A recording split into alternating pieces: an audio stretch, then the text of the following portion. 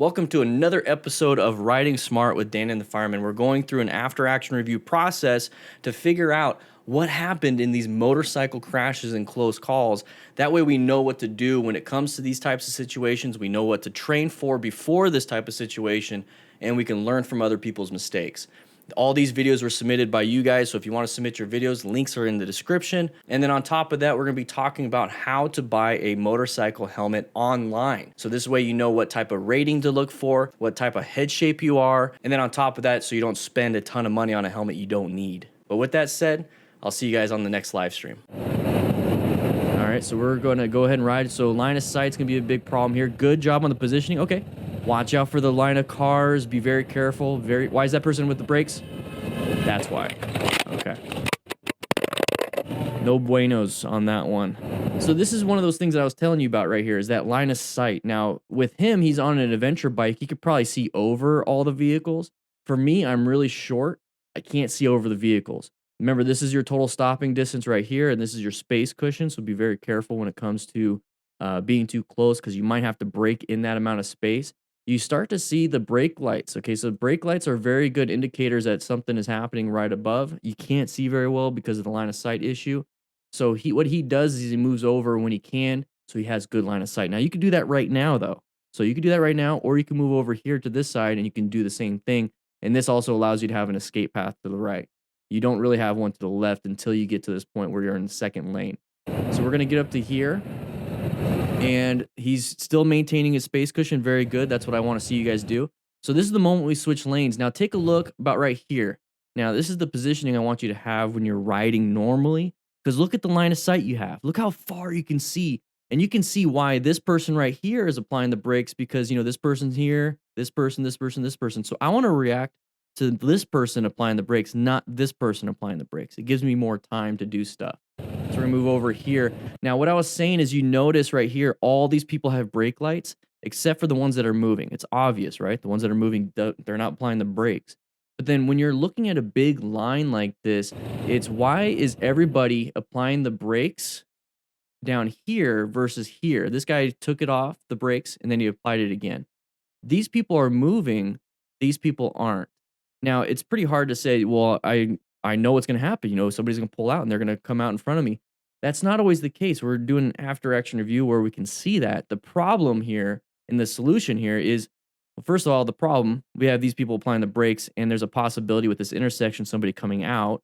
The solution is we have too many different factors, so we should just go into orange stage. So when you're kind of just ready, you're kind of paranoid, this next thing that happens right here, you're already covering the brakes. You're already looking for escape paths. You already know that if you have to accelerate to get out or brake to stop, you already know that you're going to have to do something like that. So this won't be such a huge surprise. It still will be, but you might be better prepared. So part of being a smart rider is seeking out and recognizing hazardous situations. Now, what I use is a color code system along with some patterns, but the color code system is white stage, you're completely zoned out. Think of sleeping. Yellow stage is right now, I'm yellow staged in, I am zoned in. Orange stage is when there's a specific hazard or a certain situation that presents these hazards, like an intersection coming up right here. Red stage, you're gonna have to swerve or brake because a threat just came at you, okay? Navigate that threat. Brown stage, you're supposed to navigate that threat, but you kind of failed, and you got a little poo-poo in your pantalones. That's kind of why it's called brown, okay? All right, so Il Transistor Selvatico. Watch carefully what she does. Okay. Remember, these are all sent in. Not all of them are crashes. Oh, sorry. So that's going to be a merging issue. You hear the brakes? So we're going into an area where there's other vehicles. Okay, there's the intersection right there. So the intersection, remember what we do? Orange stage, we go into intersection, we're prepped and ready for anything. Okay, so intersections, you typically have people making last minute lane changes to kind of jockey to the front. And that's what I would be concerned about right here, especially if we're going to be going into that lane on the right that is open. This lane right here, as you can tell, it's not. There's cars in front of them. So when we see a lane that's open and a lane that's not, the lane that's not, people want to go into the lane that's open. So we should be kind of aware, kind of concerned. Don't make quick movements. Now, right here, what you see is this person switching lanes. We have the opportunity to apply the brakes. We have it right now, or we can accelerate through if we wanted to. Now, if we accelerated through, What issues would we have if we accelerated through class? Write in the comments. A rhetorical question I'm going to tell you right now. If we ride right through, we have to now stop before that other vehicle up ahead, which is a motorcycle rider and that car. So we accelerate to get to it. Then we have to brake even harder to stop. It's kind of like doing wheelies before a corner. You got to land it, slow down, then do look, press, and roll. I prefer just to apply the brake, slow down right here. And I think that's what he does. A little bit of skidding, not a big deal. All right, so Faraden's moving. Hopefully I said that right. Intersection, orange stage. Be prepped and ready. Left turner, left turner, left turner. Good braking. Go ahead and honk the horn. Not a big issue. Remember, some of these are not crashes. They're just minor close calls or common situations that could be happening to you. So we're going to be moving forward a little bit right here. Now, what is one of the biggest things that is going to cause a huge problem? All these cones. Now, somebody in the chat was saying that, the sun could be a factor. Well, look at the reflective on these cones, the construction cones, probably blinding you a little bit. Then also the vehicle that's turning left in the intersection can't see us because of line of sight because of the cones. So we're going to keep moving right here. The moment we see that, you can barely see it. This person's turning left in front of us. They're going to keep going. They're not stopping. They're going to keep going. So what can we do? And it's exactly what Faraden did. He's going to go ahead and roll the throttle even more, maybe apply some brake pressure. I can't really see his hands in this situation, but he's going to let that person go. But my other fear is when I see that, and it happens all the time, the car behind him, this one right here, could easily just say, you know what, he went, I'm going to go. So it's not that first one that you see, it's possibly that second one that decides to go out. So that's why I don't want you going into the intersection and doing this. Now, right now, he was paying attention to what was happening over there, but I don't want you doing this and being like, hey, man, F you, when the other car decided to still go. Now, I believe he saw that the other car was not going. So there it is. There's the car right there. Oh, get out of the way. Get out of the way. So he saw that he wasn't going. So then, yeah, he go ahead and look and say, what the hell's going on? But I'm always worried about that second car. Always pay attention to that. There's two color codes that you're probably going to be in most of the time when you're out riding, and that is going to be yellow stage and orange stage. Now, orange stage is when you specifically identify any type of threat or hazardous situation. Now, we all know motorcycle riders have a dangerous time when it comes to intersections and corners. So right here, as this corner, this is definitely an orange stage maneuver for me. So I'm watching out for anybody that might want to come out in front of me. Also, left turner and then side of the vehicle is a great pattern to look for orange stage. So be very careful, be prepped and ready, find your escape paths, cover those brakes when you're in orange stage. All right, so intersection again, watch out. Okay, right turners on this. Oh! The Mort, good job, good job. So remember, we're going over common situations that happen. If you like what we're doing here, click that like button. It helps out the channel quite a bit, and it's free. You just click the little like button.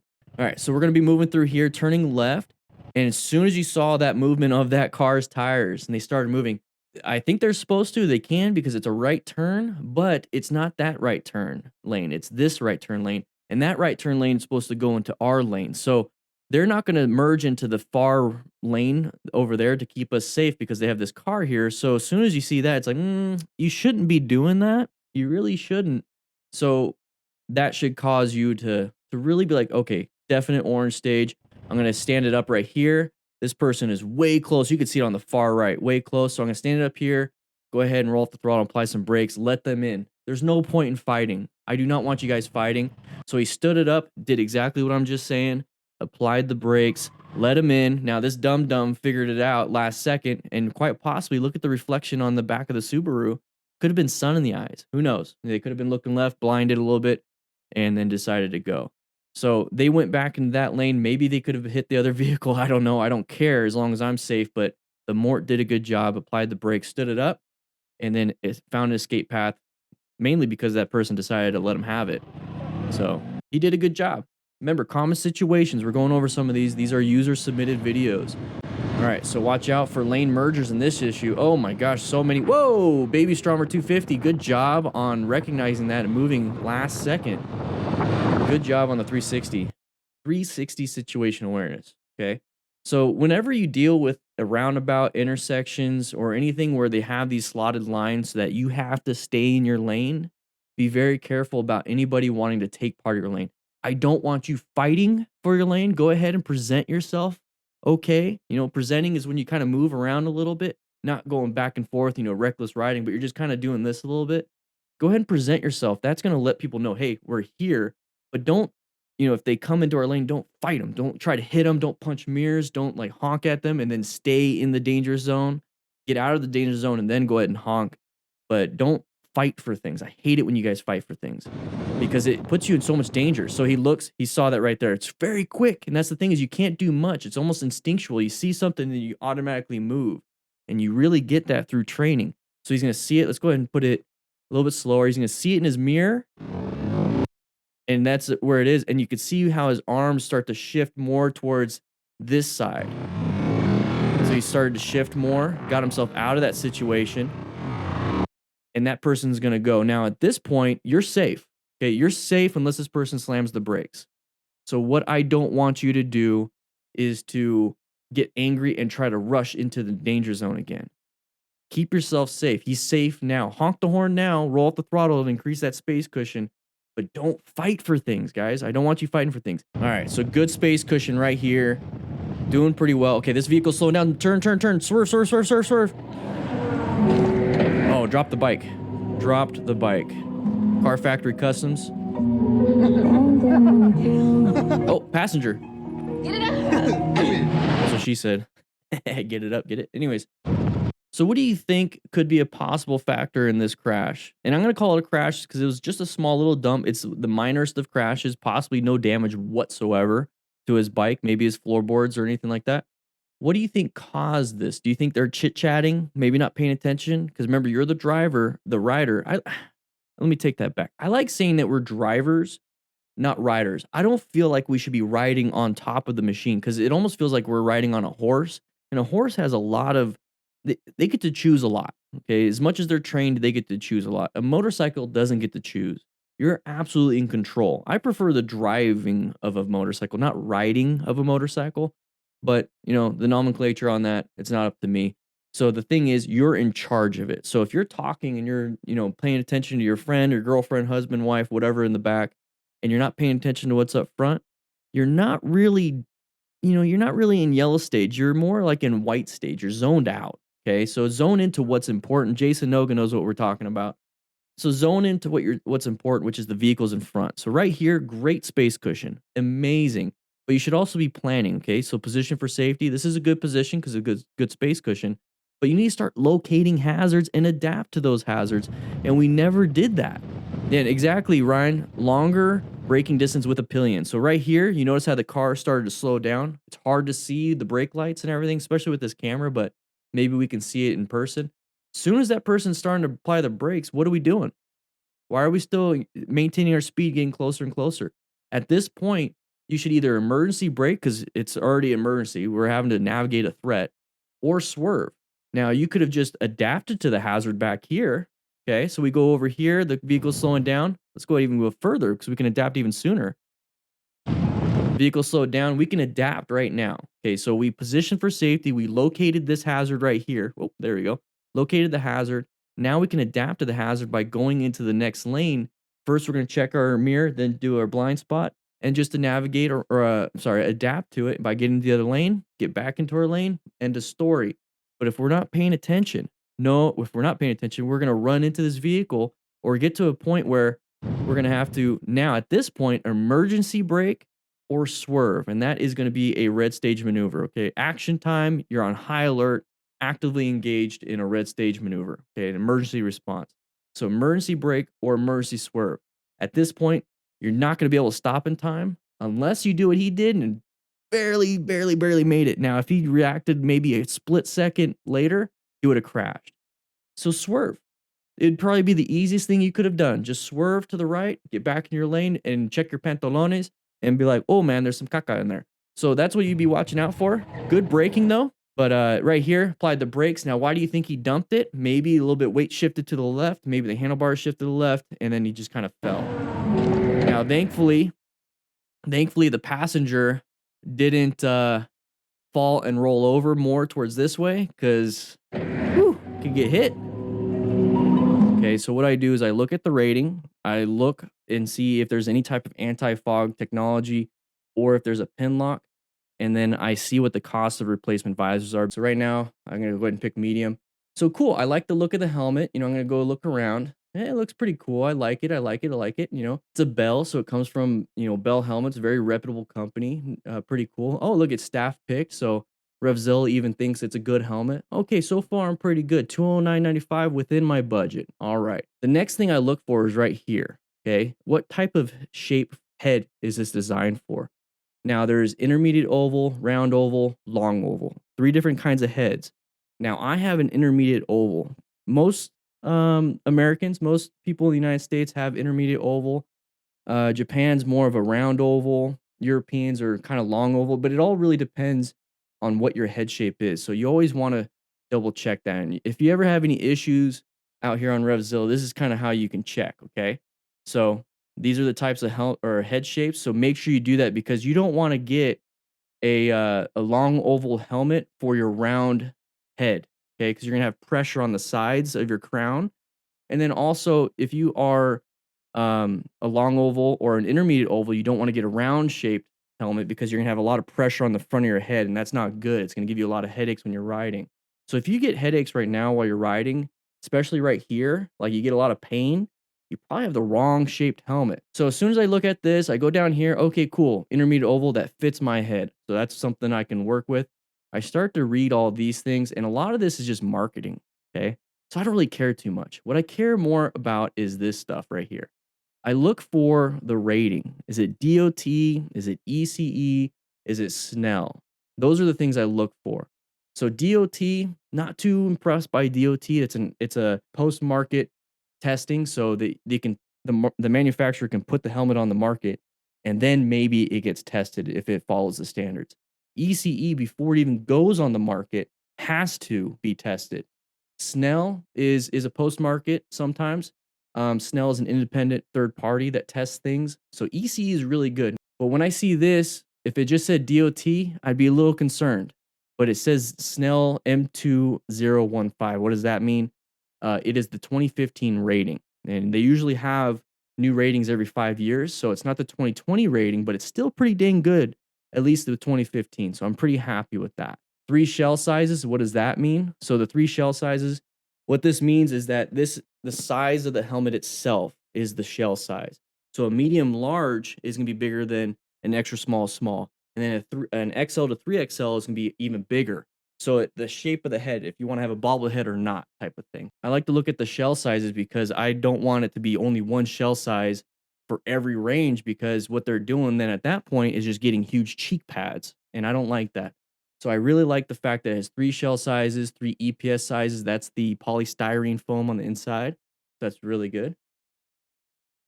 Panovision shield. Now that sounds an awful lot like marketing, but when I've actually tested out, it means you have really good peripheral vision. So it's really good on that. Eyewear compatible. So if you are having to deal with eyewear, it's very important to look and see if a lot of these things are. Now, a lot of helmets nowadays are eyewear compatible. What that means is that there's little slits in the foam where your eyeglasses can go into, so they're not getting pushed into the side of your head. So that can cause headaches. 5-year warranty. That's typical. Now you want to replace your helmet every 5 years anyways. Chin curtains are really good to prevent airflow getting up top. Double D-ring closure. That's the typical retention system that they have. For motorcycle helmets, it's that D-ring. Okay, so some of them are ratchet, some of them are magnetic. Okay, so far pretty good. I like it. It's within my budget. It's Snell rated. It's fitting my head shape. It does have it doesn't say anything about a pin lock system. So the pin lock is like a double pane window that's going to help from fogging. So that's one of my big issues on this one, because I don't want it to fog up. So I would have to go ahead and buy aftermarket cleansers or anti-fog spray. That's not very good, but here's the cool thing. So let's go ahead and take a look at this, and let's go ahead and take a look at this. So this is the face shield replacement. So I always look at that because I always buy an extra face shield just in case, and I want to know how much it's going to cost, the added cost to it. So light smoke, dark smoke, you have all these cool things in here. So typically anything for nighttime you want clear, or I don't know about, no, not gold iridium. iridium. You want yellow. It looks like they don't have yellow. So anything at nighttime you want clear. Anything with low light, you don't want any of these other things. These other things, maybe the blue would work, but these other things will reduce some of your vision. So be very careful with that. But it's $59.95 for a clear visor. Not too bad, not too bad. But here's the cool thing with this one. Pin lock ready face shield for an extra $30. Oh, that's pretty cool. So they do have pin lock vision stuff for it. So it's really cool to see. But think about that as the extra cost that you're gonna have. Okay, so the helmet's gonna be $209.95 with another $60. So $270. But that's if you want to have an extra face shield. All right, here we go, San Diego. All right, so looking forward. Oh, keep it up, keep it up. Oh, no. Oh, Fuck! so why do you think Diego Santiago Verno? I'm still working on my Spanish, guys. So he's gonna look left. Oh, split second. It didn't take very long, did it, to move you to the left? Now we're right here. We start to panic a little bit. It's like, okay, oh crap. So I can still save it. What you can do in this situation, use that rear brake. Okay, use the rear brake. Don't use the front brake. If you use a lot of the front brake, you have street tires. Now we're on grass. It doesn't have that grip that you typically would have with knobbies. So use that rear brake and slowly inch your way to the right. And then once you're on the road, release that rear brake and then go ahead and accelerate out of there. But that's not what's going to happen here. We got a little bit of bumpy. And why do you think all of a sudden we grabbed that front brake? We got this right here. This is in our way. We're like, oh crap. We're not going to make it. I'm going to just go ahead and squeeze more front brake. And then there's a dump of the front tire. Okay. So we were doing pretty good with our tires until this moment. And then it all of a sudden lost traction. It's because we grabbed too much front brake on low traction surface. If you just joined in, make sure you sign in. Okay. There's a sign in sheet. Click that like button to sign into today's class. You'll get credit for it. All right, so moving forward, this is the thumbnail. All right, so group ride, bunch of friends. Sholto, you're doing good. David, I was waiting for that. you right? What do you think happened there, Sholto? All right, so we're gonna be moving here. We're in a group ride. Everything's going fine, good spacing. And here's the thing. If you're getting to an intersection in a group ride and it looks like things are gonna be disconnected, so that person over on the far right is gonna make it, but then I forgot his name already. He's not gonna make it because this vehicle is gonna be in the way. That's fine. Go ahead and split up. That's the point of having a Bluetooth system. So if you want to get yourself a Bluetooth system, we do have a link in the description for Cardo. Anything, Pack Talk, Free Comms, it's a link and it's going to apply a discount. They sponsor the channel, but I absolutely love my Cardo Pack Talk Bold because in this situation, if that rider got farther and we had to wait, what I would be telling the rider that got through the intersection and I didn't, be like, hey, we got a car, I'm going to be split up from you. So the people up front will go ahead and slow it down a little bit and they'll let me catch up. That way there's no confusion and we're being safe as possible. We're not just one big line. We're having to be split up. So when he said David, they quite possibly already had a Bluetooth system on, but nobody was really communicating these things. And maybe we're kind of zoned out because we're following the other rider. So what do you think happened here, Jonathan? What do you think happened here? I believe what happened was this rider saw it really late, slammed that front brake because this person's coming. Now, what stage is that? If you slam the front brake, class, brown stage. So you got a little poop in your pantalones, you panicked, okay? So you did what you thought was an emergency move, like grabbing the brake, but in reality, it's not. It's a panic brake. You didn't get enough traction on that front tire. You didn't do progressive braking to slow down and stop in time. And then on top of that, you weren't paying attention. And more than likely, he's been riding for years and years and years and years and never had an issue like this. But, you know, a lapse in judgment, a lapse in paying attention can really do that to you. So I don't care if you're an experienced rider. You need to be paying attention. Right there, it could easily smash your ankle. So wear gear. Okay. I'm glad he was able to check up on him and everything's good. You're right. Part of the color code chart is 2 types of emergency color codes, and that's going to be red and brown. Now, red stage is going to be when you actually pull off your appropriate emergency maneuver. So if you need to swerve, you swerved. If you needed to brake, you did really good progressive brake pressure. and you were able to stop in time or buy yourself some time so you could swerve a little bit later. Now, brown stage is when you did all of that, but instead of good progressive brake pressure, you kind of did a little bit different with the panic brakes, the side of the vehicle right here. So all of a sudden they came out, I'm like, ah, crap, scared. Boom, slam that brake. That is brown stage. Same thing with freezing up and just getting scared and target fixating on the object you're supposed to go swerve around. So don't ever go into brown stage, but if you have to, hopefully you're gonna make it into red stage with good practice and you're able to navigate that threat. Doing good. Mickey, how you doing right here? Oh, lane mergers. Yep. Good braking. He's riding an Indian Scout Bobber 20, it looks like. Doing good. Okay, get it in gear. Very good. Get yourself out of danger. Move into lanes. Find that friction zone. Do everything you could do. All right, so what happens here typically? So when we're getting into an on-ramp to an interstate, what are the main issues that we have? Do we have people turning left in front of us? Do we have oncoming traffic? Do we have pedestrians? No, when we're on the interstate, all we really have is the flow of traffic going one direction, and the only time we're going to have path of travels are when people merge into our lanes from, whatever lane they're in. But we definitely can tell that people are going to be merging in the merging area, in the merging lane. So when we're getting closer and closer and closer to this, make sure you go into orange stage. That way you're prepped and ready. And then once you get into the flow of traffic, go ahead and get into yellow stage and zone in. But start scanning for things. Start planning your ride, okay? Adapt to hazards if you locate them. So we're going to be moving forward right here. And as soon as you see this vehicle cross over the gore area, they're not supposed to, but they still do it, guys. Don't worry about it. They still do it. As soon as you see this, we need to do something. We need to either switch lanes to the right. I know it's ending, but here's the thing. We got to get around it first, and then we can deal with it after, or apply the brakes. That's all you have to do. Don't get next to them. But these are the things that I want you to pay attention to, these small little details. And the reason why we're paying attention to small little details is because we're in orange stage. We're prepped and ready and a little bit paranoid. Okay? Orange stage right now, yellow stage when we're in traffic. Now, this kind of traffic, I'd be in orange stage all the time. So the horn, don't use the horn in an emergency situation. Use the horn when you're safe. I don't want you doing it as an emergency thing. The emergency moves are only swerving and braking. That's it. Or maybe ejection button. You can fly away from here. I don't know. But either way, don't use the horn in this situation. Get yourself out of it first. So braking is really the only thing we can do right here. So emergency braking, you should be able to do it. Now, I believe this bike has ABS. All right, so we're moving right here. You got an intersection coming up, going to orange stage. Look at these vehicles. A little awkward.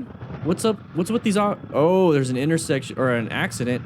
Be careful. People aren't paying attention. Oop, there it is.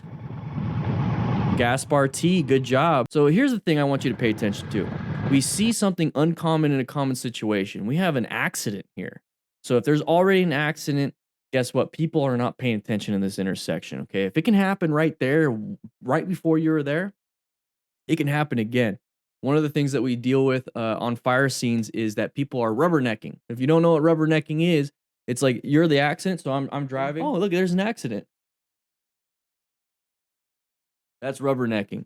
And that causes people, just like we were watching, if you turn your head, you turn right, right? So when they're doing this, they crash into somebody and they're not paying attention to what's in front. So right here, that's what I'm concerned about. So I see this, I'm like, somebody's gonna be rubbernecking. They're not gonna be paying attention. You see the cars also right here kind of getting into our lane to get around it. That's why traffic control is very important whenever you're having to help somebody in a car accident, because you don't want them hitting you either. So we're getting closer and closer and closer. See how he's going slow? He's not busting through the intersection. If you're going crazy through the intersection, you won't be able to adapt in time. Right here, he did a great job. Great job, great job. Now, line of sight is what's causing this issue. You can't see issue. You can't see around this truck until it's too late.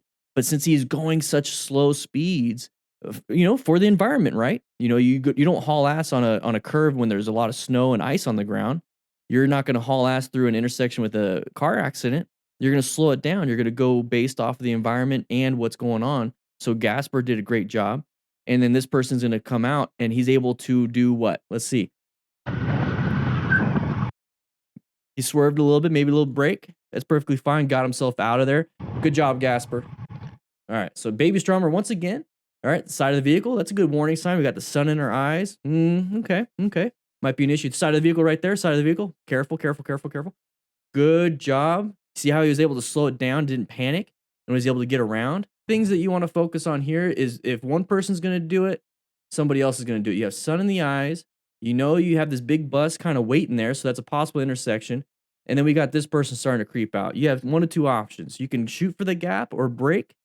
And what he did was able to slow down a little bit, kind of move out of the way. And now this person finally saw it and was able to get around it. So he did good. I want you to take notice of this left turn signal here that Okay. I'm approaching. It's a stale green light, meaning I didn't stop at the intersection and wait for it to turn green. It's already green, and it has been for quite a while, actually, as I approach the intersection.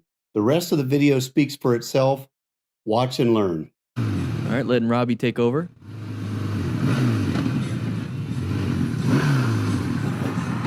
Ooh. Wow. All right, so I wanted Robbie to take over. So he actually did his own after action review, and it was very good. So I'm just going to add a little bit to it, Robbie, if that's okay with you. Yes, it's okay. Thank you so much. So here's what I really like. I can't keep a straight face. This is what I really like is that he recognized just because it is a green arrow for me does not mean I just get to go. I still have to do my head checks left, right, or right, left, right, wherever you're at, depending. So that is a habit I want you to maintain even if you have a green arrow and everyone else is supposed to be stopped. I don't want you to be like, okay, green arrow, I'm just going to go, but typically I do left, right, left. I typically look. Never break your good habits. Break your bad habits, but don't break your good habits even if you know for sure it's safe to do so. Sometimes you will catch yourself or catch somebody else doing something wrong, even though you assumed it's still going to be clear, but I'm just going to do a check. I don't know how many times I've been walking on the sidewalk with my dog, and I still, before I cross the street, I'm always checking left, right, left, right, left, right consistently. And one time not one time, many times I just felt like it was safe to do so. Even though I didn't need to check, I still checked and boom, I saw a car. So always, always, always check. Watch and learn. Yes. So still do your checks, slow down still. So he's going to look left, didn't have to. And as soon as he saw that uncommon thing in a common situation, it's like, this guy is not going to be able to stop in time. And Robbie decided to stop in time. And that right there probably could have been a fatal accident for Robbie. So keep practicing your checks, even if you don't have to. Don't break that good habit. And Car Factory Customs, here we go. Oh, I just wanted to include this video in here. Shit. Original Crazy 8. Here we go, baby. All right, side of the vehicle right there. Side of the vehicle, good job, good job. Good swerve, good swerve. Could have slowed down in time and went to the right lane instead, but he still found the escape path that he needed.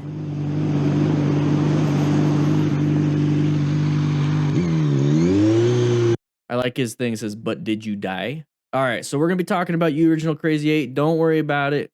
We're here to critique, but the thing is, we're here from a position of we all want to learn. We're not here in a position of let's make fun of while we're critiquing like we could do better, right? I'm assuming Original Crazy 8 is so you can lane filter a little bit better. All right, so what we're doing is we're coming up to this intersection. Now, what we already can tell is that somebody went through. So even if you can't see that it is an intersection, you're kind of like, is it? If you see a side of the vehicle, it is.